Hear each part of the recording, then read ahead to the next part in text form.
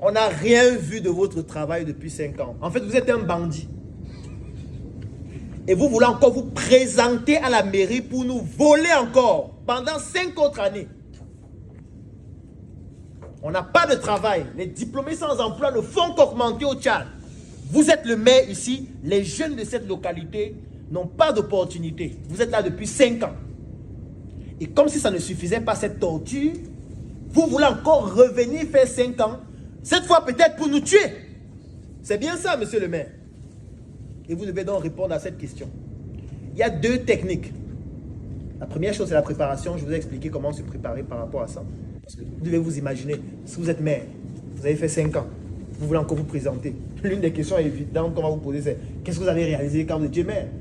C'est évident. Ça fait partie des questions qui vont forcément venir. Le zoom avant signifie que vous allez faire quoi, par exemple? Je vais prendre un exemple avec ce produit. Première des choses, il faut toujours accepter les objections. Ça, c'est la base. Monsieur le journaliste, en souriant,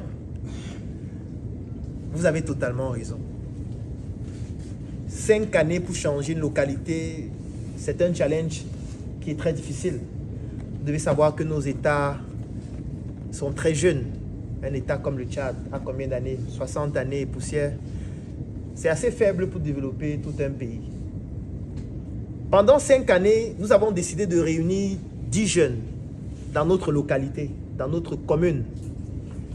Et ces 10 jeunes, nous avons financé leur projet qu'ils ont convenu d'appeler Ndjoka. Pourquoi Ndjoka? Parce que c'est une expression qui signifie la joie, le bien-être. La joie que nous souhaitons avoir dans notre communauté, dans notre commune. Ils ont développé ce projet qui est là. Je vous ai apporté même d'ailleurs un paquet pour vous. Vous allez consommer avec vos enfants à la maison. Voici votre paquet. Et aujourd'hui, c'est un produit qui est distribué dans plusieurs pays, qui est distribué dans plusieurs supermarchés ici en N'Djamena. C'est un produit qui génère un chiffre d'affaires assez important. Ces jeunes qui au départ étaient 10, aujourd'hui sont 60. Ils ont développé une unité de production dans la commune. Ils recrutent des jeunes.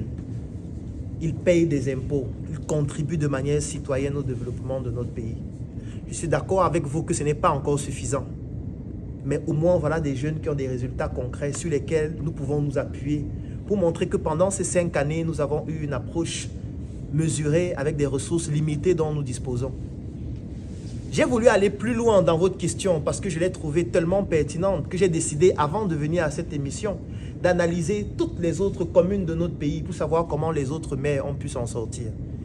Et quand j'ai analysé toutes les autres communes, en faisant un classement par ordre décroissant, je me suis rendu compte que nous sommes la 4e commune la plus performante qui a réussi à réunir des jeunes pour réduire le taux de chômage en créant une marque aussi exceptionnelle qui pourra être répliquée dans les autres communes. Me donner un 2e mandat me permettra de continuer ce projet, de continuer d'accompagner ces jeunes parce que j'ai préparé un plan qui cette fois ne va pas s'étendre sur 10 jeunes, mais plutôt sur 200 jeunes, comme je l'ai fait avec l'ONAPI dernièrement. Et mon but ici est de permettre à toute la jeunesse tchadienne de s'inspirer de ce modèle qui en fait est inspiré de nos ancêtres parce que vous savez que la culture africaine est basée sur la communauté et cette communauté est basée sur le conflit parfois qu'il y a entre les générations que nous avons pu résoudre en faisant en sorte que les personnes âgées puissent partager leurs expériences avec les plus jeunes qui développent dans ces projets et nous les aidons dans leur circuit de distribution parce que c'est par exemple moi qui a permis que ces produits soient distribués au Cameroun où j'étais dernièrement. Vous pouvez retrouver ça à Santa Lucia ou encore à Dorf. C'est pour ça que j'ai besoin d'un 2e mandat pour continuer ce travail extraordinaire que j'ai commencé, qui ne représente pas encore grand-chose, certes, mais qui dans les 5 prochaines années vont permettre à notre commune, mais surtout au Tchad et à l'Afrique, de pouvoir se développer grâce à des jeunes. Et je voudrais saluer ici Marcel qui participe à ce projet, Dylan Rutherford, qui sont des jeunes qui ont décidé de se consacrer au développement de notre commune en travaillant, parce qu'on ne pleure pas. Merci beaucoup. Bon, ça, on appelle ça le zoom avant.